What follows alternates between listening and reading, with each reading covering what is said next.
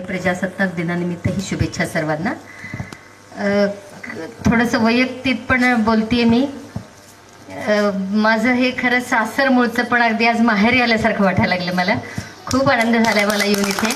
मुकुंदचे मी विशेष आभार मानेन, त्यांनी बोलवलंय आणि मला नेहमीच यायला आवडेल आणि मी नेहमी येत राहीन आता। खूप छान वाटतं, आनंद वाटतोय।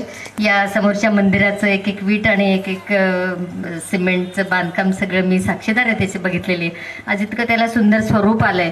आणि दुसरी वाखाणण्यासारखी गोष्ट म्हणजे एक कल्चर राखणं म्हणतात, एक आपली गुरुवार पेठ असो, पुणे असो, महाराष्ट्र असो, भारत असो, सुंदर आहे हे सगळं। सुंदर देश आहे, सुंदर गुरुवार पेठ आहे, शहर आहे आपलं।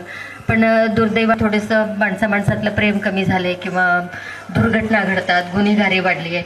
आणि अशा पार्श्वभूमीवरती एकमेकांशी चांगलं प्रेम, चांगलं एकमेकांशी जोडून राहावं, बांधून राहावं, जिव्हाळा निर्माण व्हावा, अशांसाठी अशा गोष्टी, असे उपक्रम जे राबवलेत। आज आपण स्पर्धा घेतल्या, खेळांचे बक्षीस समारंभ ठेवलाय, ही सगळी मान्यवर मंडळी बोलवली आहेत।